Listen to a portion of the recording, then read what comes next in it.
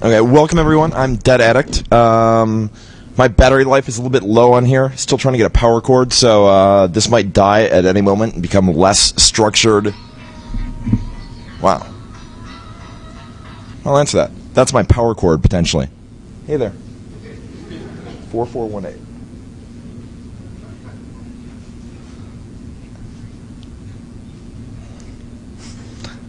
It might be coming. All right. So I'm Dead Addict. It's interesting. The audience for this, obviously, this is a hacker convention, a hacker conference, and most of my rant is going to be talking to vendors and people that write this buggy software and want to squash this speech. It might not seem like an obvious audience because you're going to find the bugs and humiliate the vendors. But it's my proposition that we're all going to wear many hats, and I know I have in the past. I do consider myself a hacker. I have worked for many vendors with many security issues. I've been a customer of these vendors, and I've also been involved with PR and in media activities. So I think it's inevitable that most of you will have 2 or 3 of these hats. So keep this in mind. If you're not a vendor currently, there's a good chance you'll be working for one at some point in your career. And what I would hope to do is to convince you to take away some of these lessons and convince people in the organizations you're going to be working for or are working for to do the right thing. I don't want to talk about these vendors as unified companies are not single entities, just as governments aren't single entities. There's politics within these organizations. There's people within these organizations that are trying to do the right thing. And even when they do the wrong thing, there's employees and people in these organizations that are really unhappy about that. So to do the right thing, there's going to be internal battles, and I hope you fight the internal battles and fight your company's politics to enable you to do the right thing. I can talk about my qualifications. I've been speaking for a while. I've been involved with DEFCON for a long time. I've worked for large multinational organizations. At the end of the day, all this is irrelevant. It doesn't matter what I've done in the past. What matters is the value of my words, and you can judge that for yourself. And there's many more people that have PhD and all sorts of wonderful titles and acronyms after their names that say completely bullshit things. So don't listen to them either because of who they are. By the way, I plagiarized that last one. If anyone can recognize the general gist of that, you know who I plagiarized that from. But it was a long time ago, so I think I'm safe. So, like I said, you wear all of these hats. You are the hackers. You are finding the bugs. You are the vendors. You are creating the bugs. There's some government folks here. Probably not legislature, but there's people involved. The government has a lot of rules. Government is actually a customer of these bugs. And I don't know. I'll give an example. At the end of Michael Lynn's talk at Cisco Gate some time ago, there were a lot of government agents that were very unhappy. Michael Lynn was very nervous about that.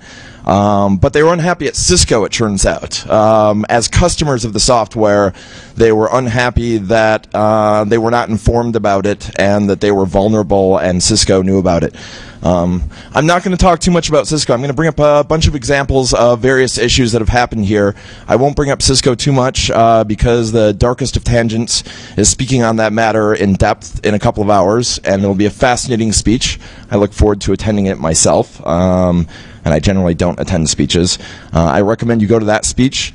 Also, I very much recommend that you go to the speech 2 hours ago. That was an excellent speech. That was Jennifer Granick. She gave legal advice, sort of. She talked about the legal environment that exists for security researchers. At some point, her slides will be available. The talk will be available. I recommend everyone understand the legal environment that exists for security researchers. One thing Granick said in her Q&A afterwards that I thought was remarkable, I asked her the question, couldn't most of the speeches that have occurred at both Black Hat and DEFCON, couldn't the researchers have been threatened in the way they have in some of these dramatic cases? Isn't all of the stuff we're doing on the gray area where teams of lawyers could go after us? Jennifer said yes. Yes, we could all be in trouble for all of this activity, all of this research, all of this passionate discovery of issues. And she said it's a credit to the entire industry that more of these incidents haven't happened. So I'm going to talk about some bad things that vendors have done, but these are dramatic issues. When vendors mess up, it becomes news, it becomes newsworthy, and it gets all of our attention. What doesn't get everyone's attention is all the bugs that the vendors deal with appropriately, and most of the time they do deal with these appropriately, and this is not newsworthy. So just think of all the speeches at all the DEFCONs that have occurred from here in the past and at Black Hat, and realize if the vendors were truly the bad guys, they would these conferences wouldn't exist at all, and they would be asserting their dubious legal rights to squash all of our speech continually. So most of my speech, like I said, will be focused at the vendors, mainly because their decisions to attempt to squash the speech of the researchers is the cause of the problems. There's some other problems too. Sometimes the hackers that do this research aren't communicating effectively their case. If they were actual bad guys, they wouldn't be up here on stage discussing the vulnerabilities. They would be selling them to Russia or hostile governments or our government. Finally, I'm going to talk a little bit to the media, and I'm going to try to encourage the media to report some of the success stories. It's interesting. The success stories are not discussed, and there's a couple of companies I know of and have inside scoops about them dealing with these issues very effectively and doing the right thing and not squashing the research and going through the internal battles legally and telling their companies, look, as a security person in my company, if you sick the lawyers on this problem, I'm going to walk away and have nothing to do with you at all. Unfortunately, for some reason, when companies do the right thing, they want to be very quiet about it. It turns out that companies want to have the option to pursue these dubious legal remedies in the future, and essentially the lawyers say, well, even though we haven't won this battle, and even though the security researcher in our company said let's not go after this guy, we still want to be able to go after people in the future. So don't discuss the fact that we're playing nice. I would hope that changes. Why is this important? Well, at this point in time, the critical infrastructure of the globe is written in software. And if we allow research to be squashed and not be publicly discussed, the research is not going to go away. The truly bad guys are going to be pursuing this research, and the public safety will be affected. The quality of the software and the quality of the security industry depends on open discourse. I don't want to beat up on the vendors to say they're doing the bad thing for ethical and moral reasons, although in many of these cases I believe they are acting unethically and immorally. But what instead I want to do, instead of just beating up on the vendors, is I want to convince them that this isn't in their best interests. Their best interest is to have a positive relationship with security researchers, to encourage security researchers to come to them with issues, and to essentially have some harmony with the hacker and security community. Not for altruistic purposes, but because it's good for their product, it's good for their customers, and it's good for their reputation. Yeah, also I want these conferences to continue. As I mentioned before, if these organizations continue to assert dubious legal rights and threaten us all these conferences can go away, and that wouldn't be any fun for any of us. So, when I talk about dropping the 0 day, or when I talk about picking up the 0 day, it's largely not exactly 0 day I'm talking about. There's no announcement of 0 day. If you're dropping a 0 day, if you just release something, it's largely too late for the corporations to do anything about it. So that's not what I'm talking about. I'm talking about announcing you're going to release research, which is a very legitimate thing to do. You know, Professor Felton was going to release some research at an academic conference, and he announced he was going to do so before. announcing your research before you publish it is a very legitimate thing to do. But essentially, this is about not asking the vendors permission beforehand, and what happens at that point.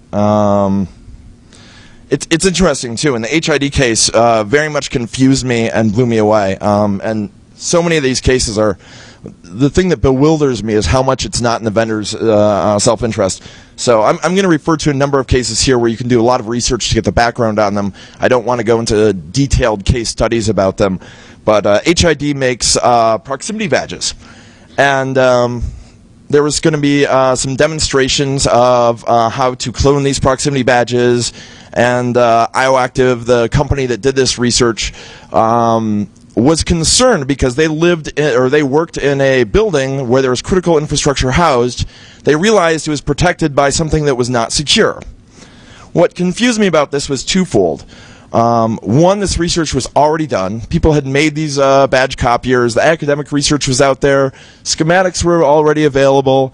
I respect very much the people at IOActive, the work they do. There's some brilliant people there.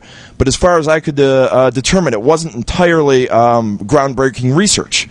So the HID attempted and succeeded in stopping a talk of information that was already known. The second thing that bewildered me about this is HID as a vendor had solutions to the problem.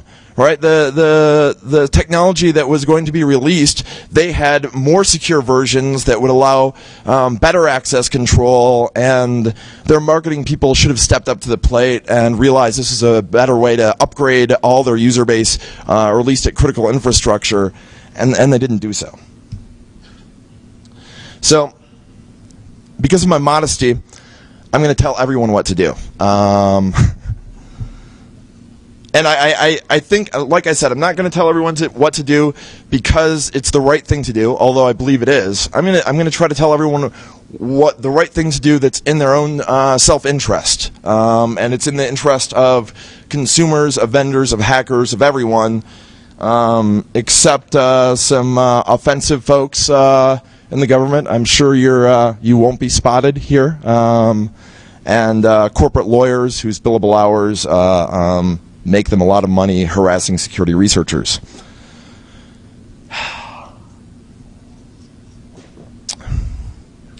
The problem with these threats, with these legal threats, is it's chilling to free speech, and this is of great concern to me. If we don't have discussions of problems in the products we all use, then we won't be able to make informed decisions on which products to buy, which products to purchase. As customers, we won't be able to pressure the vendors to fix their products. And again and again and again, the companies, after all this happened, try to backtrack about what their actual stance was. We weren't trying to squash this research. HID, when they sent their threatening letter saying they would use every legal remedy at the available, later said, no, we didn't say don't do the presentation. But yet, I didn't quite parse the words that way, and looking at their actual threats, it seemed to me that indeed they succeeded in chilling the speech. The fact is, when the vendors make the poor decisions, when the vendors decide to be confrontational, they are squashing free speech, and I believe they're squashing our First Amendment rights. Jennifer Granick, in her talk a couple of hours ago, talked about a litany of tools that could be used against security researchers, and there's a lot of law involved. Like I said, I'm going to try not to give anyone legal advice whatsoever. And Jennifer actually didn't give anyone legal advice, but she was the expert, so definitely listen to her. It doesn't matter. One of the other problematic things about these legal threats that these organizations pursue against researchers is, even if the researcher would prevail in a court of law, even if the law at the end of the day would be on their side, it doesn't matter, because the defense costs, and IOActive is an excellent example. They're a small company. Just to defend themselves and to litigate the matter, which many people believe they would have prevailed in, it would have possibly destroyed their company. And if they lost, they certainly would have been demolished as a small company. And a lot of the most interesting research that's not being done independently is being done by small firms, small security firms such as IOActive.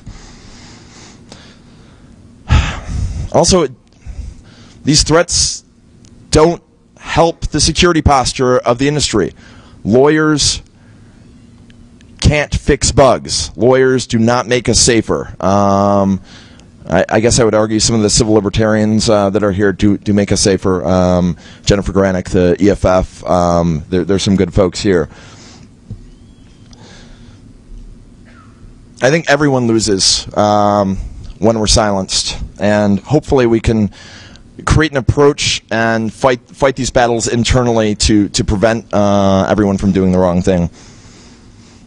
As I mentioned before, I believe this is a public safety issue. And the previous, Granick mentioned in her speech that unsafe at any speed would not be allowed if the car manufacturers were to say, well, you can't discuss this vulnerability and this danger in our cars. People would die because of it. And that's sort of a dramatic thing to say, people would die, but the software in question, and the software that runs our world, is running our critical infrastructure. Hospitals are running this code. Public safety institutions are running this code. The most bewildering thing about this is that when companies do attempt to squash research, it doesn't work. They fail miserably. Many of these talks, the IOActive one, for example, I don't think that would have generated much press. With all due respect to IOActive, I don't think it was that dramatic or groundbreaking of work. It was only when the legal threats were created that suddenly those schematics that were online for a long time were suddenly accessed and referenced and talked about, and people suddenly had a lot of interest in these products and these vulnerabilities, and people that couldn't understand Michael Lynn's talk were downloading and mirroring this all over the globe. And that wouldn't have happened if there weren't legal threats. And the internet does really a wonderful job at distributing information when there's threats of censorship. And I don't think the PR folks at the organizations that have made these poor decisions understand this. I don't think the lawyers understand this. It's not good business for anyone. And I'm honestly baffled that people still continue to attempt to squash this research. Even if they could squash it, even if the entire public did not realize these vulnerabilities, even if they were able to prevent it from making the Wall Street Journal and whatnot, there's no reason not to believe this information still wouldn't be disseminated in the underground. In which case, the customers would lose even more.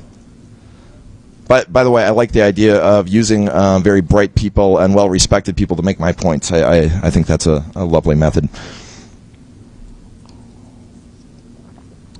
It's so hard in any relationship to build trust, and many of these organizations depend on independent security researchers to contact them and to point out issues that occur. And I think the month of Apple bugs is an excellent example of what happens when a vendor has poor relationships with the security community. The security community, instead of going to the vendor now, will very often say, you know what, I'm just going to release this, and it doesn't really matter. Working with the vendor is going to be counterproductive. I mentioned some of these.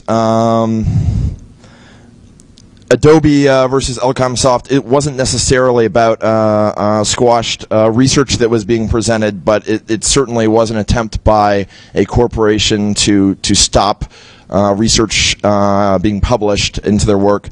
So it was a very interesting case. The SDMI versus Professor Felton was an excellent example of not only so-called hackers doing this research, but very well-esteemed, respected academics doing this research and still feeling as if their research was being squashed, and successfully so. Man.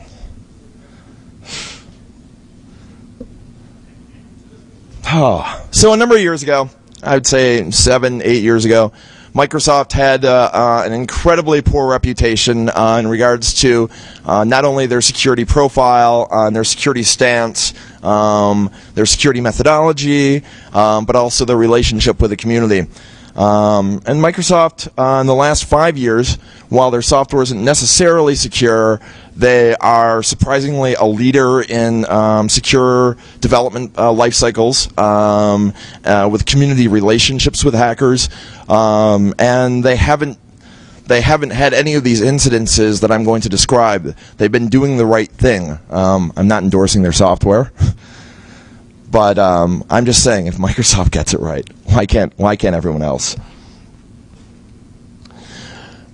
It's possible that there are actual tools that can be used to successfully to squash this research. It's possible that the law is on the side of the vendors in many of these cases, and the lawyers in the internal discussions that these organizations have present these options, these business options, to the vendors to decide whether or not they were going to attack the research or not.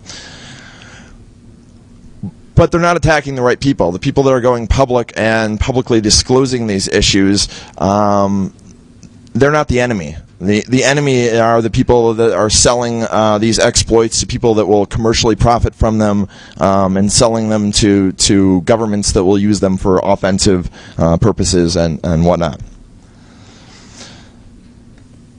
Vendors do appreciate the research that independent hackers do. They come to these conferences, they send their folks to them, they sit in the rooms, they take notes, they talk to them afterwards. I've seen this again and again. But they seem to expect that the research should be done on their own terms. They're very happy to get free work. But the fact is, you can't get free work from people and then expect everything to be on your own terms. I'm not going to discuss in depth the disclosure debate. That's been what appropriate disclosure is. That's an ongoing discussion that's kind of interesting, but it's been happening for half a dozen years or more. But I would like to point out that when someone contacts an organization and says, "Hey, I have an exploit. I found some problem in your software," it's really inappropriate for the organization to expect the hacker to start doing full-time volunteer work for the large multinational. You can have it one way or the other. Again, the customers don't like this. The customers don't like to be vulnerable. They don't care how the problem was found. They know that lawyers are not going to solve their problems, or as customers, they won't protect them. They need the bugs fixed. And I think it looks really bad as an organization when essentially you panic. And I think you can characterize some of these litigious attacks on researchers as corporate panic. And as a customer, when I see my vendor panic, that doesn't instill confidence in me at all. What instills confidence in me is the vendor saying, "Oh yes, that was an excellent issue. Yeah, we're looking into that. Here's our response. Here's immediately, we're going to tell you how to mitigate the threat. It's a valid threat. Here's how to mitigate it. We're not worried about it at all. We're going to get a patch very quickly, and it's all good." That's a response, I think, as a customer that I can have some confidence in.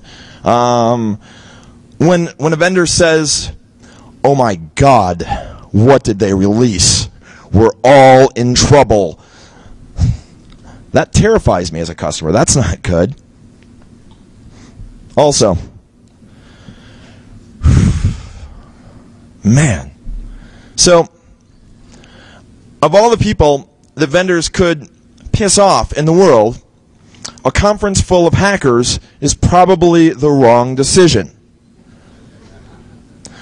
When you antagonize and attack a researcher, maybe you can get them to shut up. Maybe that researcher is affiliated with a company that doesn't want to go under because of legal threats.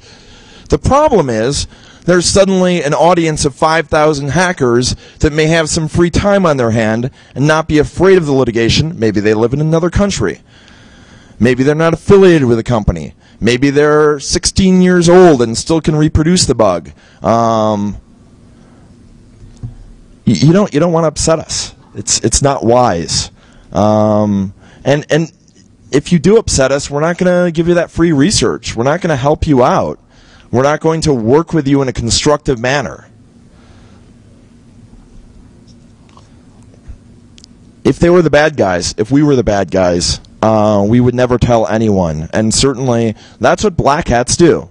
Black hats find these holes, they find these security issues, and then they keep them in their private arsenal. The private arsenal becomes useless once you release the bug to the public. It's counterproductive for doing bad things when everyone knows about this. Ah, excellent. This tastes better than water.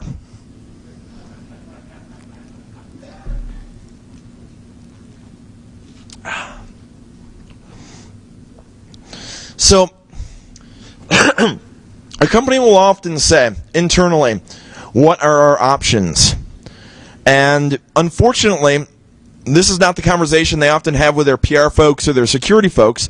They'll have this conversation with their lawyers. The lawyers know how to litigate. That's their job. They know how to create billable hours. Their job is not to create a positive PR stance. Their job is not to fix software. Their job is not to look at the larger ramifications of how their reputation will be impacted. If you come to a problem with a lawyer and say, how can I stop this, or what are my legal options, all they're going to give you is legal options. So by the mere fact of engaging within a corporation as this disclosure process is occurring, the mere act of engaging the lawyers are going to give you legal remedies. And they might find a large arsenal of possible issues. Bogus patent claims, claiming reverse engineering is illegal, claiming that EULAs are binding even though the software was sold third party or was a click-through. They might find many novel legal theories that are untested and inappropriate, but that's all they're going to do. Yeah, this is the big one. Well, one of the big ones. If you want to appear on the front page of the Wall Street Journal in a negative light, you will threaten a security researcher. If you want to appear in the Associated Press in a negative light and have your bugs disclosed, you will threaten a security researcher. The press doesn't want stories about people getting together and getting along and everything working out fine and a smooth process between hackers and companies. It's generally not a story. I mean, it might be a good in-depth story, and I hope some reporters take up this challenge, and I hope some of the companies are willing to share some of their stories of working with hackers, because it happens on a daily basis. But the press is event-oriented, so talking about good things that happen is not really an event. A large legal threat against a small person, that's a story. That's a juicy story that a non-technical person can be interested in. That's a story that will sell newspapers. That's a story that will get picked up by the AP, and then it's not good for the vendor. The thing is, no matter how bad the bug is, that's not the story. The story is the suppression of the bug. The story is of the company panicking. Even if it is a serious issue, even if there is a large problem, if the vendor's not panicking, there really isn't good press there. Oh, yeah, again, when you attempt to squash these stories, suddenly the entire world is aware of the specific bug you want to squash. And what's that? Yeah, like I said, see Dark Tangents talk for more discussion of Cisco. Now, so I talked a lot about what not to do as an organization and why this is not the appropriate response for vendors, why not to be confrontational. What you need to do is you need to let cooler heads prevail. You need to, even if it was an inappropriate disclosure, even if the security researcher was not savvy in how they handled it, even if they were perhaps inflammatory in their rhetoric and said bad things about you as a company, confronting them in a negative way is not going to help the situation at all. Engaging the researcher is going to help the situation. Finding out more about the bug, finding out more about these issues. And as you're interacting with these researchers, just remember that your threats will be published. Your legal threats are pieces of news. Remember, every email that you send out to this person, particularly if you have a confrontational approach to the situation, very well might appear in the press, and I think that might be appropriate.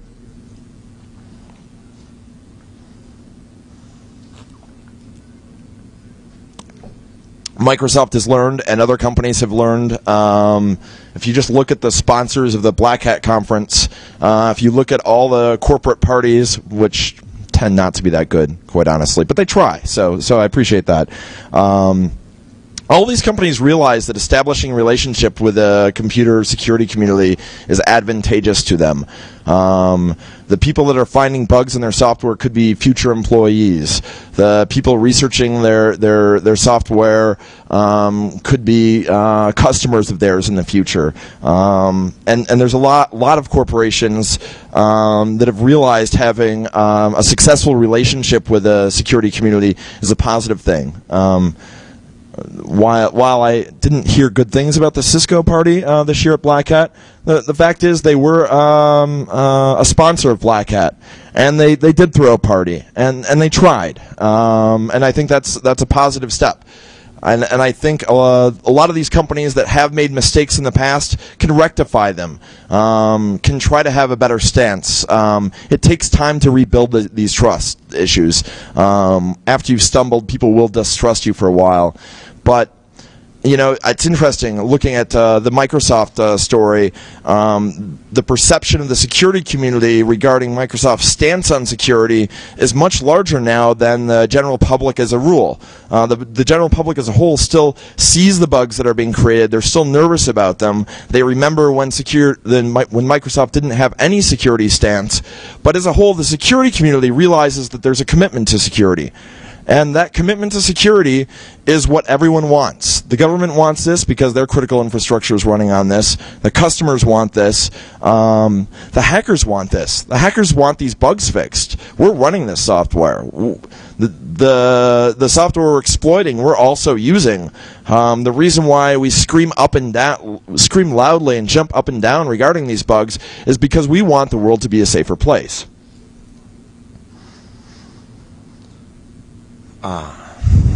Bruce is very quotable.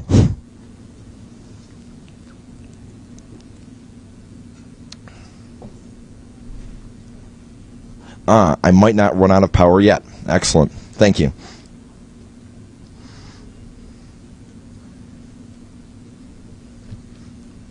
So I think it's important. Just a sec. Let me plug this in a sec.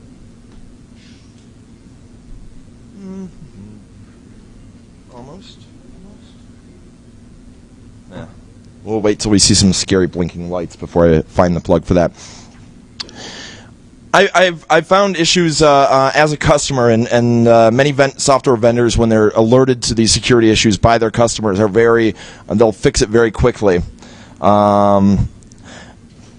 Customers, you need to be savvy about the security stance of the companies you're buying from, and having a bad relationship with the security community is not the only problem. I think that's indicative of a larger problem, that your entire security stance and your attitude towards security is not a good one.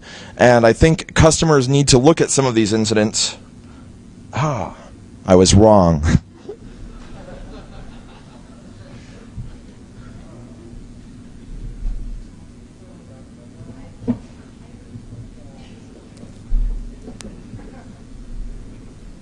All right. I found a plug that's in the podium. That the right one? No, it's the right cable. Okay.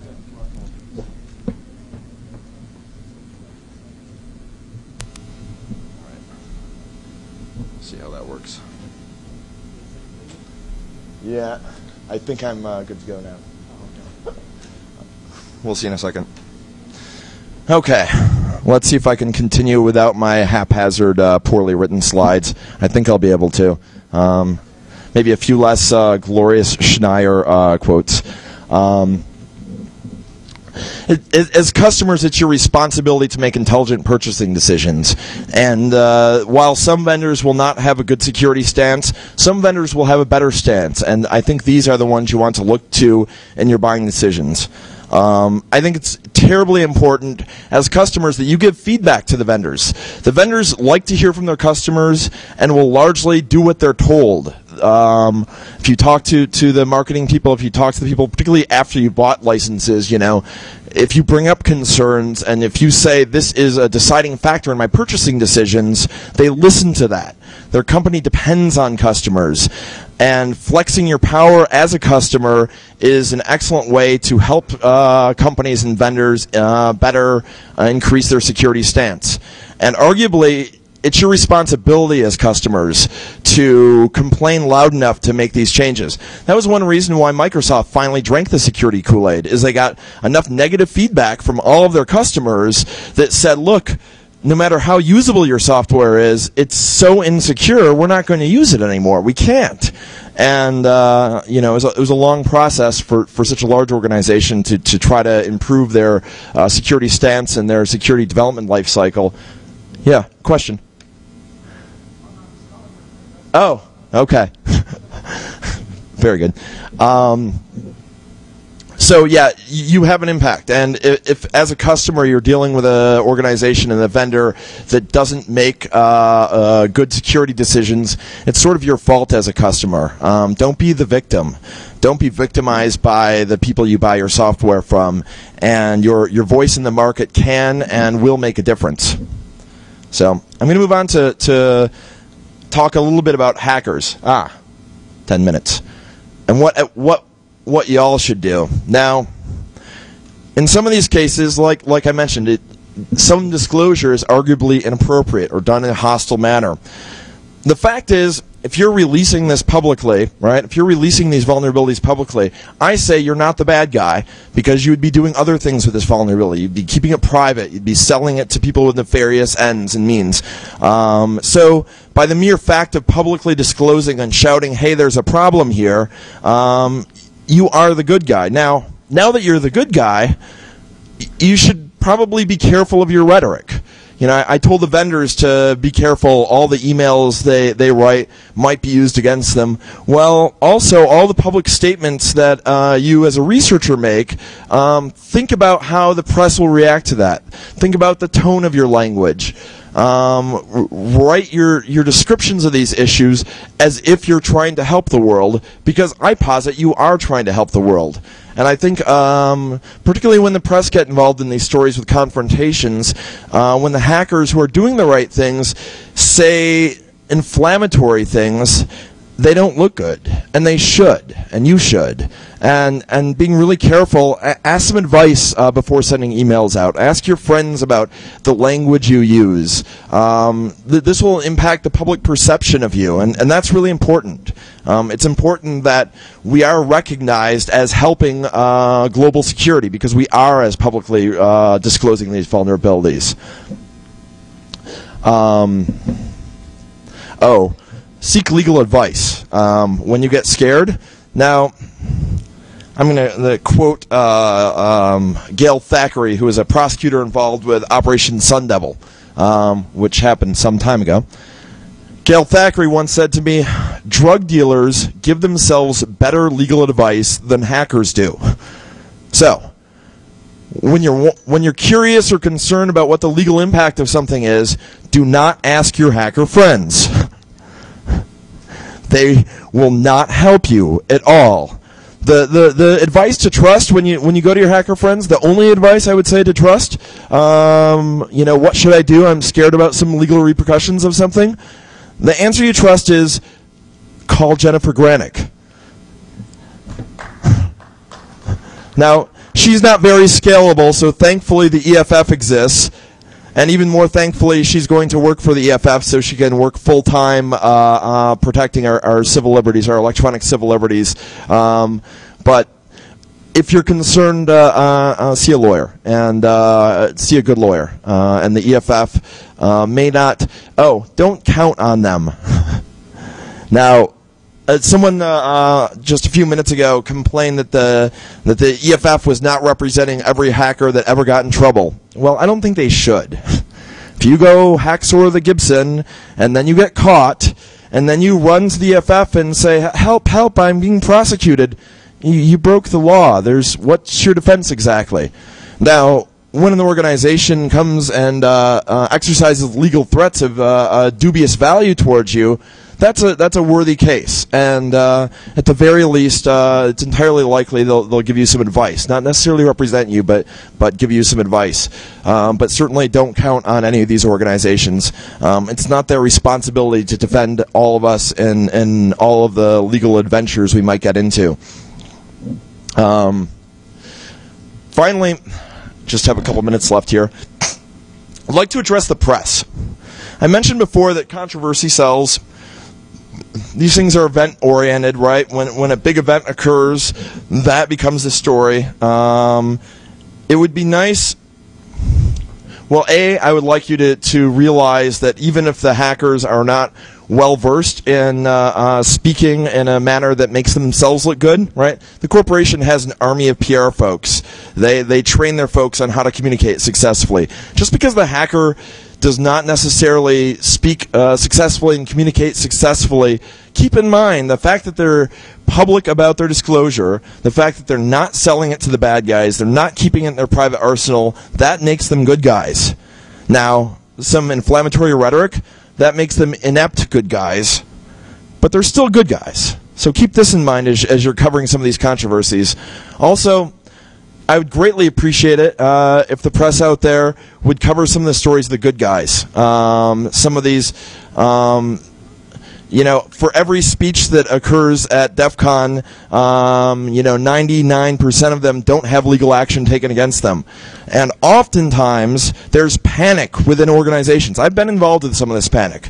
I've been sitting in the front row as a vendor, scribbling, taking notes furiously, and paging people and whatnot. But we did the right thing, but it wasn't a story. It was a non-event because there was no conflict. If you can do some investigation and find some of these cooperation stories, I think it makes for interesting reading, and I think it might help set an example for other customers and other vendors and everyone else. Also, I don't know. I would like to speak to the government. I would like to tell them to help out in these situations. In the case of Michael Lynn, in the Cisco case, they were very supportive, but it was largely moral support. Unfortunately, the legal tools that were being levied against many of these researchers in many of these cases were written out by the legislature.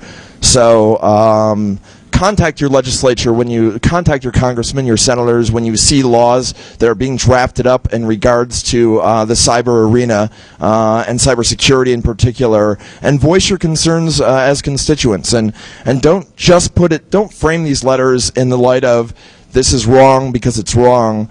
Frame it in the light of it will harm our infrastructure.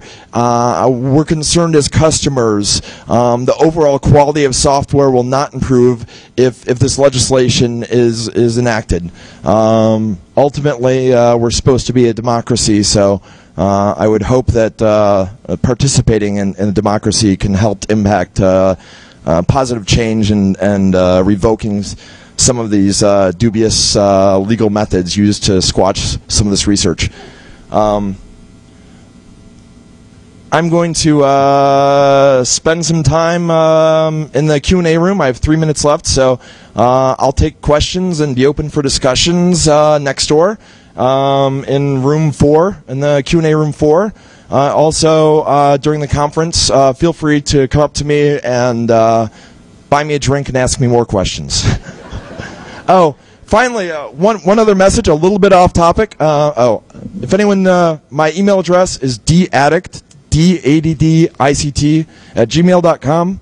Also, A large number of us on Sunday night are going to the Penn and Teller show at the Rio. So I thought it'd be a lot of fun if half their audience was flashing flashy badges. So if you want to join us there, that'd be a lot of fun. So thanks much.